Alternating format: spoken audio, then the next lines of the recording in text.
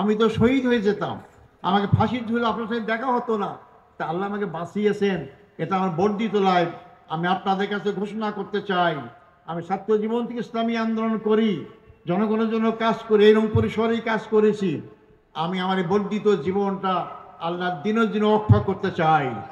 রংপুরের জনগণ, আমার মনে হয় না কেউ বলতে পারবে যে আমি কোনো অপরাধের সাথে জড়িত ছিলাম। আমি কোনো অপরাধের সাথে জড়িত ছিলাম না, কিন্তু আমাকে সে অপরাধী বানানো হয়ে গেল। রংপুরবাসী সাক্ষী, এবং যারা সাক্ষী দিয়েছেন তারাও কিন্তু পরবর্তী সময় বলেছেন যে আমাদেরকে জোর জুলুম করে আমাদেরকে মিথ্যা সাক্ষী দিতে বাধ্য করা হয়েছে। আমার এখন কারোর প্রতি কোনো ক্ষোভ নাই, দুঃখ নাই। আমি চাই আমার অঞ্চল, আমার বাংলাদেশকে আবার মানুষের জন্য বসবাস উপযুক্ত করা, পরিবেশ সৃষ্টি করার জন্য। সংগ্রামী ভাই বন্ধুগণ, আজকে আমার মুক্তির প্রথম সোপান হচ্ছে আবু সাঈদ, যিনি রংপুরের ছাত্র, রোকেয়া বিশ্ববিদ্যালয়ের ছাত্র, যে বুকে তাজা রক্ত ঢেলে দেওয়ার মধ্য দিয়ে যে গণ অভ্যুত্থান শুরু হয়েছিল, যার পরিসমাপ্তি হয়েছিল 5ই আগস্ট 2024 সাল। 2024 সাল 5ই আগস্ট না হলে আপনারা আমার জানাজা পড়তেন বা পড়তে পারতেন কিনা তাও জানি না, কিন্তু আল্লাহ তাআলা সেই 5ই আগস্টের পরিবেশ সৃষ্টি করার কারণে আজকে আমি মুক্ত হয়েছি। আবু সাঈদ আমার পক্ষেই কাজ করেছে, তার মৃত্যুই আমাকে মুক্তির পথ দেখে দিয়েছে। মিত্র, সংগ্রামী ভাই বন্ধুগণ, সবচেয়ে দুঃখজনক হচ্ছে আমাদের আন্তর্জাতিক খ্যাতি সম্পন্ন আলেমে দ্বীন, মুফাসসিরে কোরআন, যাকে কোরআনের পাখি বলা হয়, মৌলানা দেলোয়ার হোসেন সাঈদীকে কারাগার থেকে চিকিৎসা না দিয়ে শেষ পর্যায়ে হাসপাতালে নিয়ে এসে হত্যা করা হয়ে গেল। তাই আমি আজকে আপনাদের মাধ্যমে বর্তমান সরকারের কাছে দাবি জানাতে চাই, যারা এই মানবতাবিরোধী অপরাধে জড়িতকে হত্যা করা হয়েছে, হত্যার ষড়যন্ত্র করা হয়েছিল, এই বিচার প্রক্রিয়ার সাথে যারা যেখানে যেভাবেই জড়িত সবাইকে আইনের আওতায় নিয়ে এসে তাদের বিচার করতে হবে।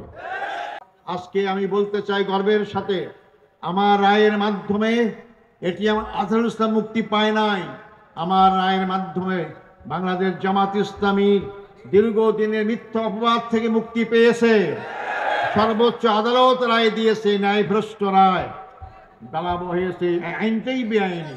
সেই আইনের মাধ্যমে যাদেরকে হত্যা করা হয়েছে, এই অপবাদ দেওয়া হয়েছে জামাত ইসলামীকে, তারা মানবাধিকার অপরাধ করেছে।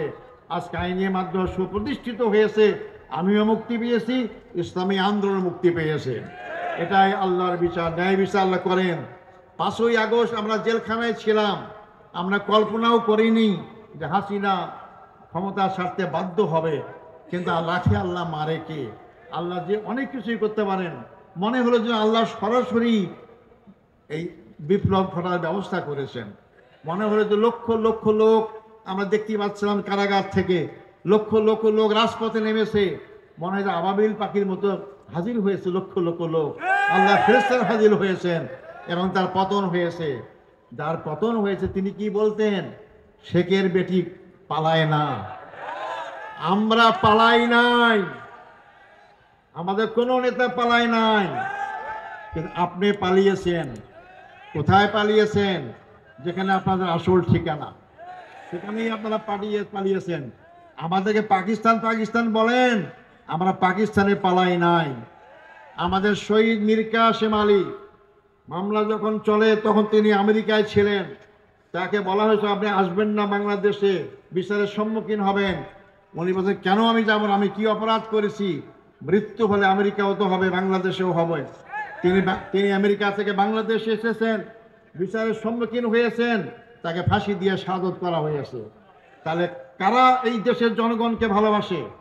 কারা এই দেশের জনগণের পক্ষে কাজ করে? যারা পালিয়ে যায় তারা, নাকি যারা মৃত্যুর সম্মুখীন হওয়ার পরও বিদেশ থেকে দেশে আসে তারা?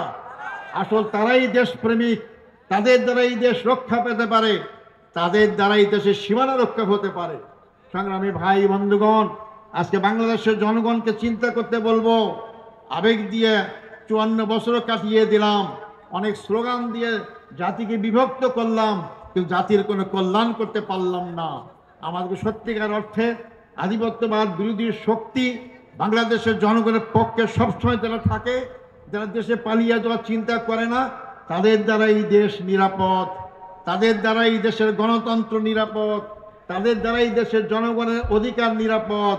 তাই আগামী নির্বাচনে সেই চিন্তা আমাদের মাথায় অবশ্যই রাখতে হবে।